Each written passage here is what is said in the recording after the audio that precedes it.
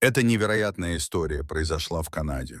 Когда Шон возвращался домой после удачного дня на рыбалке, он решил срезать путь через кусты вместо обычного маршрута. В этот момент его поразило величайшее потрясение в его жизни. Он успел отойти всего на несколько метров от тропы, как вдруг прямо перед ним появилась большая черная кошка.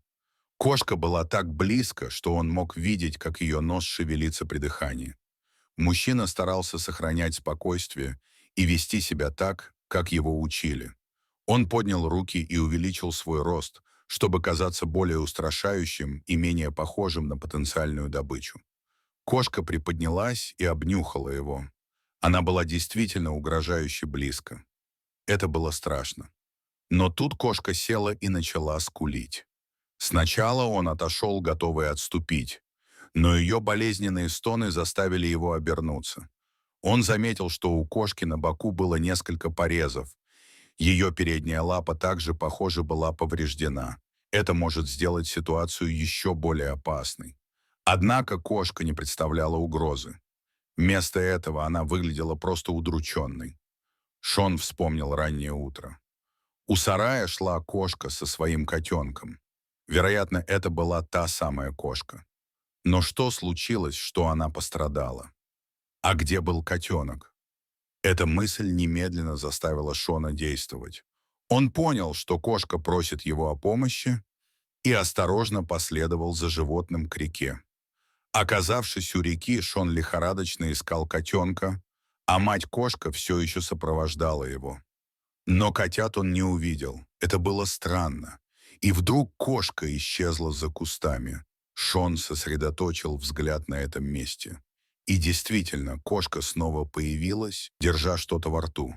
Она подошла к его дому и положила котенка прямо на лавочку у входа. Котенок лежал неподвижно. Он не сможет продержаться дольше. Шон подозревал, что кошка тщетно пыталась спасти своего детеныша и при этом была ранена. Понимая, что она не сможет сделать это в одиночку, она пошла за помощью и нашла Шона. Шон не мог позволить котенку погибнуть прямо у него на глазах. Но он по личному опыту знал, насколько хрупкими и уязвимыми были такие малыши. Действовать без плана было бы ошибкой. Ему пришлось придумать план. Он быстро схватил свои рыболовные снасти и веревку, которую обычно использовал для ловли рыбы. Он надежно привязал веревку к своей талии и оставил длинный кусок лежать перед собой. Другой конец веревки он крепко привязал к дереву на берегу реки. Затем он решительно прыгнул в воду. Течение в воде оказалось даже сильнее, чем он опасался.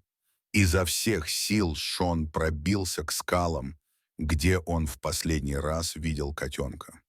Опыт Шона в качестве бывшего морского котика сослужил ему хорошую службу, поскольку неопытный пловец, возможно, не смог бы выжить в таких бурных течениях.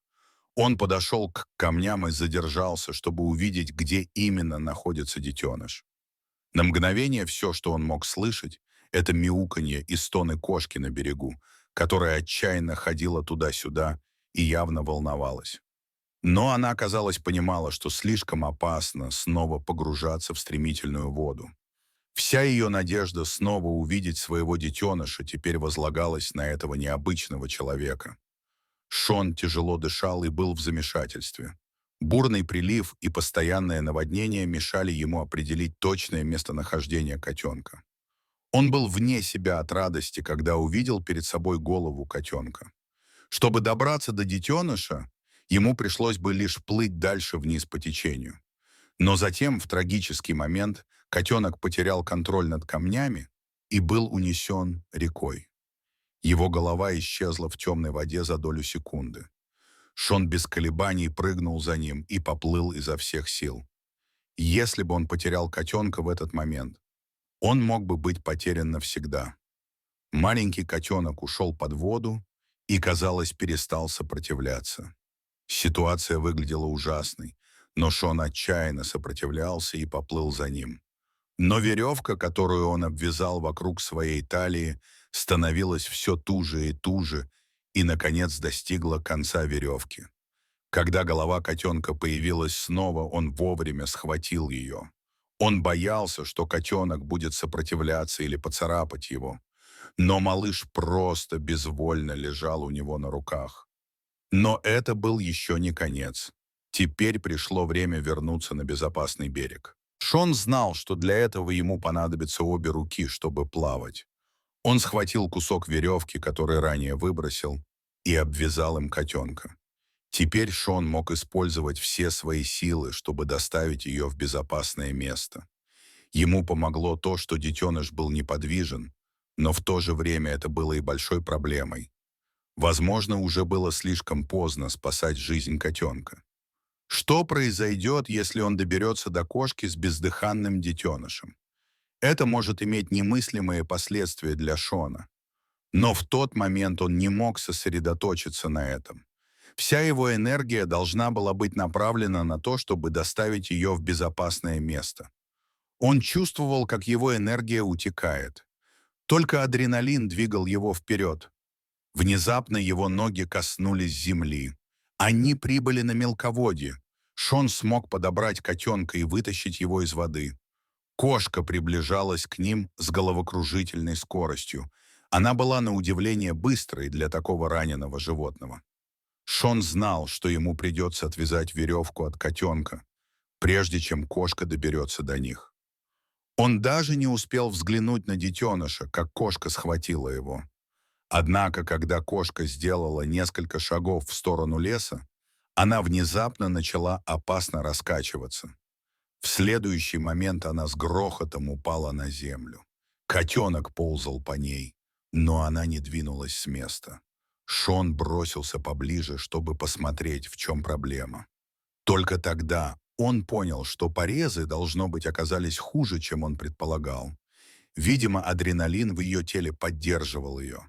А теперь, когда ее ребенок был жив и в безопасности, она совсем сломалась. Шон не мог в это поверить. Он спас котенка только для того, чтобы увидеть, как тот осиротел на его глазах. Он чувствовал себя беспомощным. Там у него не было связи на мобильном телефоне, и у него не было достаточно времени, чтобы дойти до дома. В этот безнадежный момент произошло нечто неожиданное. Вдруг он услышал что-то вдалеке. Это было похоже на пикап. Он громко крикнул, и внезапно его окружили несколько лесников. Некоторые туристы, которые ранее видели, как он спасал детеныша в реке, поспешили покинуть лес, пока их не встретили. Затем они предупредили лесников, которые прибыли на место как можно быстрее. У них с собой был большой ящик, и поскольку кошка все еще не реагировала, они смогли безопасно о ней позаботиться. Они перевязали ей раны, чтобы остановить потерю крови, а затем осторожно погрузили ее в ящик. Спасательная команда отвезла двух кошек в ближайшую клинику для диких животных, где им оказали профессиональную помощь. Люди надеялись спасти кошке жизнь. Без них реабилитировать малыша было бы непросто. В тот же день матери пришлось перенести операцию. В некоторых ранах у нее даже развилась инфекция. Котенок все еще был очень слаб после опасного для жизни опыта. Поэтому они успокаивали его, чтобы он мог отдохнуть и прийти в себя. Усилия по возвращению матери к здоровью были интенсивными, но присутствие ее ребенка, казалось, дало ей силы, необходимые для выздоровления. К счастью, два животных со временем выздоровели. И, наконец, настал день, когда они должны были вернуться в свой настоящий дом – лес. Спасательная команда составила план освобождения и проинформировала о нем Шона. Они встретились на месте освобождения дальше в лесу. Момент, когда двери клетки открылись, был волшебным. Кошка тут же побежала в сторону леса. Котенок на мгновение заколебался, посмотрел на мать, а затем последовал за ней на свободу. Шон едва мог сдержать слезы. Он гордился тем, что спас маленькую семью, хотя ему было немного грустно от того, что он, вероятно, никогда больше их не увидит. Дорогие зрители, если вам понравилось это видео, то ставьте лайк и подписывайтесь на наш канал. До свидания. Asamanesh Asash Oname